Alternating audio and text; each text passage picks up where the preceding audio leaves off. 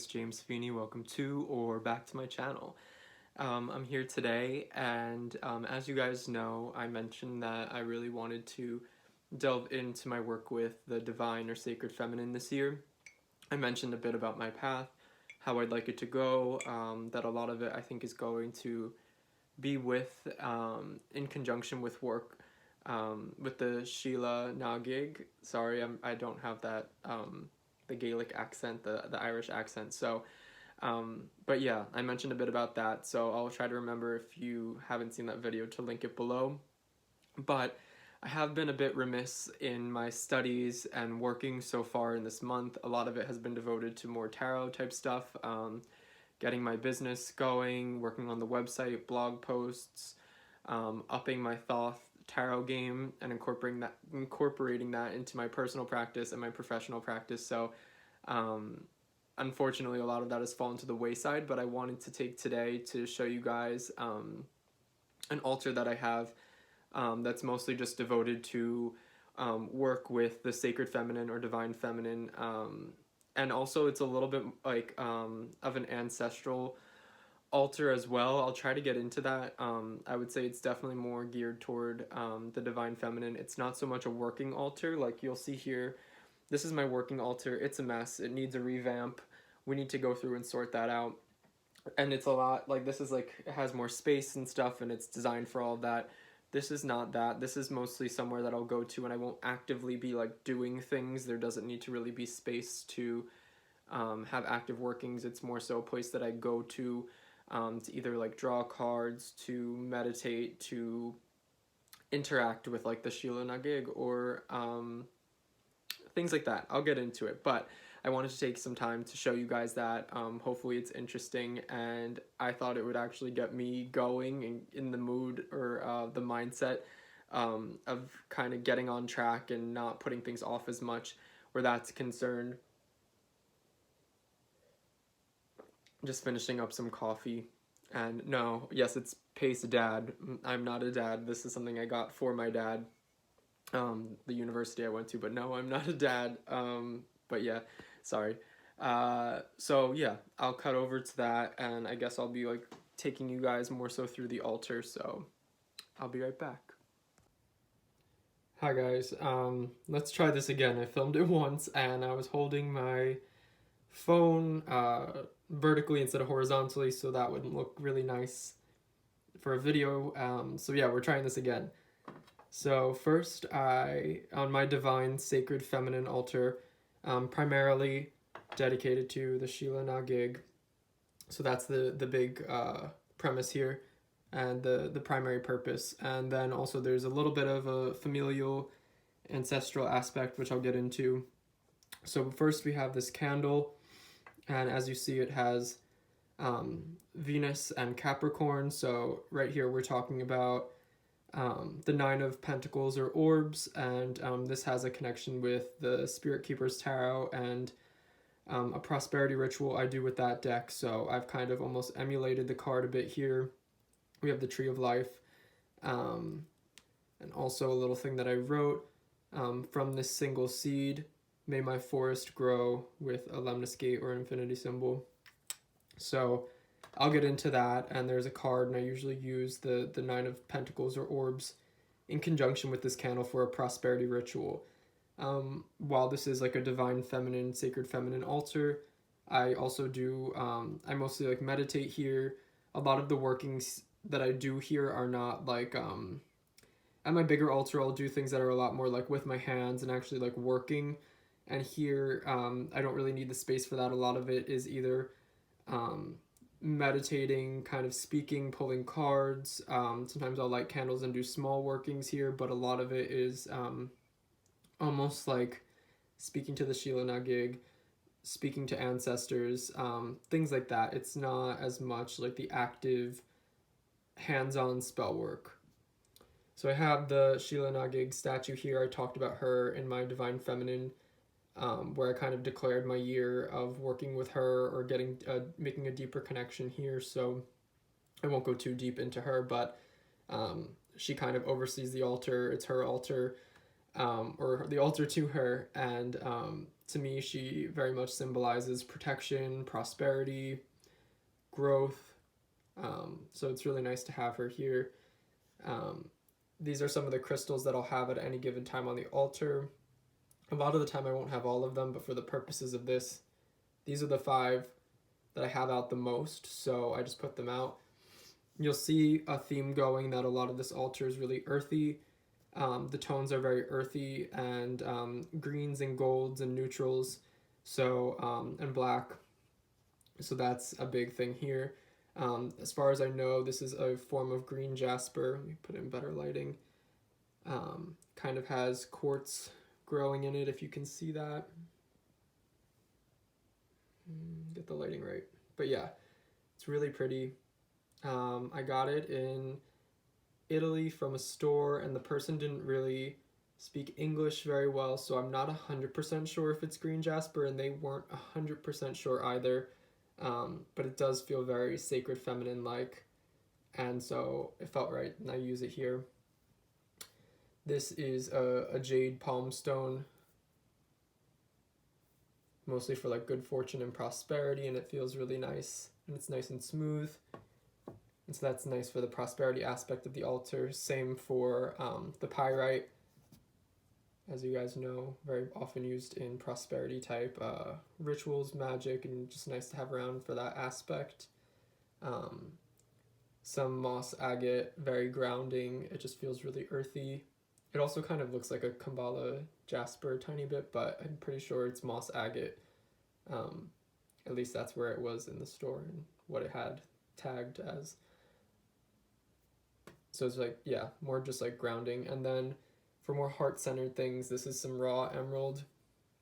And I really like this. I kind of prefer raw emerald as more of a heart chakra, heart-centered stone over rose quartz. It just feels a little bit more natural and earthy, and I personally like the feeling of it a little bit better just in my workings and experience, so that's nice to have here. So that's the role that these guys play, and this one's more so just like a symbol of the divine feminine, and that's how I interact with it.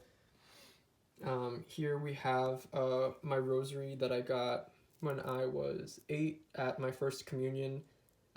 If you guys didn't know, I was raised Roman Catholic, so this is from my godmother, and she gave it to me at my first communion when I was 8, and it's just nice to have here. It's kind of like it's something that was given out of love. I'm very close with my godmother. It just feels like a familial tie. She's my aunt as well, and so it's nice to have, and it just makes me feel protected and loved. And it also kind of feels like, I mean, there's Mary here, and of course we have Jesus, but I'm not Catholic anymore, but I almost feel like this helps me to heal that side of me. I don't really work with Mary in terms of a divine feminine, just because I feel like there's a lot more healing that needs to be done with that Catholic aspect. So she has her own role, but it's not exactly the divine or sacred feminine or mother at this time. It's more so that we need to heal that aspect, so it's nice to have it here, and I feel like the fact that this was given out of love sort of bridges that gap. We have just a soapstone, very basic pentacle.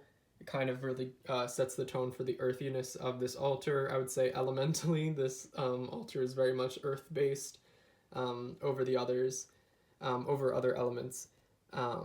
Back here, this is more so just a new addition that's potentially temporary, and it's my custom card that came with my Santos and Signs deck. Live each day with grace and authenticity. Shine like the whole universe is yours. And so that's the little custom card that came with mine, and I really like it. Just like pushing the car uphill, out of gas kind of thing. It just like reminds me of perseverance and potential. And then this is the little charm that came with it, and so I just felt like I'll put it here, I guess, for now. And a bit of rose quartz, so for now that's right there. This is a pretty basic candle on a glass plate. I usually just have a a basic candle at least at all times at this altar, because when I do anything here, whether it be any sort of interaction, spell work, ritual, meditation, um, work with like deity and things, I always like to have the candle going while that's happening. So I will usually just have that here, and I like to usually keep a white one because it's pretty, I don't know, it's pretty all purpose, and then also I think I connect white a little bit more with like the divine. So that's where that guy comes in, and it's just always going when I'm working at this altar. Next we have the Weaver's Oracle, and this is where I keep it, and I'll leave the card that I'm working with at any given time out. I've been working with the 25 Storm Weathered Woman of the Dark Drum. I did an Instagram post on this, but usually I work with a Weaver or a card from the Weaver's Oracle just until it feels like the lesson has been learned. So I've actually been working with her since November, and I like to keep her out, return to her, almost like update myself with her, see how things are coming. It's a reminder of the lessons that she kind of has to impart, and it's nice that she's here, and especially when I'm drumming, I'll keep her in mind.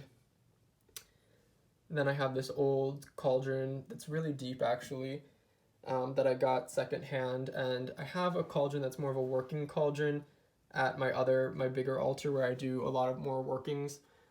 This one's a lot more symbolic of the feminine and what the cauldron represents, so I use it more so in that way for right now at least. This is a plate, just like an alabaster plate. I also got this one in Italy. They have a lot of alabaster products there, at least in like Tuscany. So yeah, it's more so like an offering plate, so I'll just put things in here if it's something that I kind of want to focus on, or an offering at the altar. Here, let me grab this, is a holy anointing oil, or just like a holy oil that I made myself. The base oil is walnut, just because that felt very, it feels very feminine and spiritually minded as far as like witchcraft goes, and I really liked the correspondences of it and what I'd heard about it in reading about it. There's also some clove essential oil in here, and then floating around is rosemary that I grew over the past summer, and some dried elderberries. And I just use this as an all-purpose oil. I'll anoint this candle often with it. I'll anoint this candle before I start a prosperity ritual, and I'll use it in almost like all of my magical workings. It's a pretty multi-purpose oil, magical use, spellcrafting oil, and it smells really nice.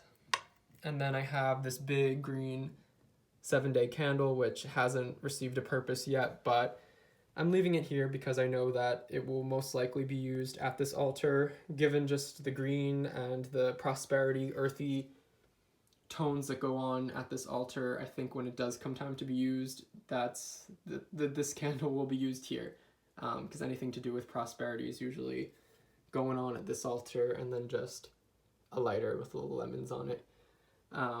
Yeah, so this is pretty much the altar, and then now I'm gonna get into the decks and cards that I'll use primarily with this altar, and it'll kind of give you a little bit more detail on what this candle is all about, and tell you a little bit more about the kinds of things that I'm doing at this altar. So I'll switch over to talking where I'm facing you, so I can show you guys the decks and all that.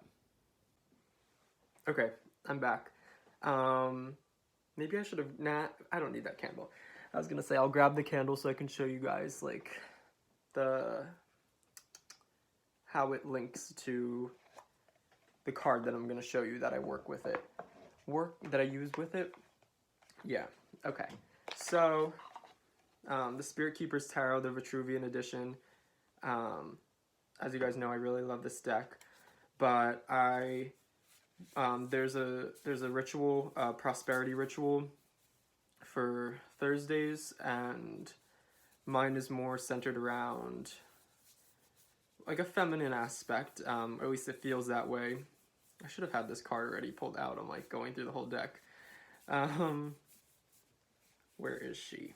It's the 9 of Orbs in this deck, or the 9 of Pentacles, also known as the Eminence. And for me, my prosperity ritual is a lot more to do with gaining financial independence. Here it is. Here she is.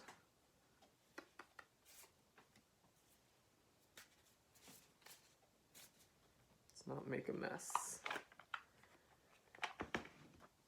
Okay, so the eminence, and that's why you saw on the candle that I kind of lined up and made the tree of life, and why we have Capricorn and Venus, or Venus and Capricorn. So the magical working is centered around this card. I really do like using the Spirit Keeper's Tarot for spellcraft, just because a lot of what Benabel says in her books, she's really kind of made it a spell work deck, or a deck that's really accessible for spell work. So it's very like a natural fit, I should say. And for me, I primarily wanted mine to be my prosperity to be more so in terms of financial independence. So I'll anoint a candle, that candle specifically, and to spend some time. I have a little chant that goes with it, and I'll take like usually about like 15-20 minutes, and I try to do that once a week. So that's that, and that's something I also do at that altar, which is the point of me having shown you that. Put that away.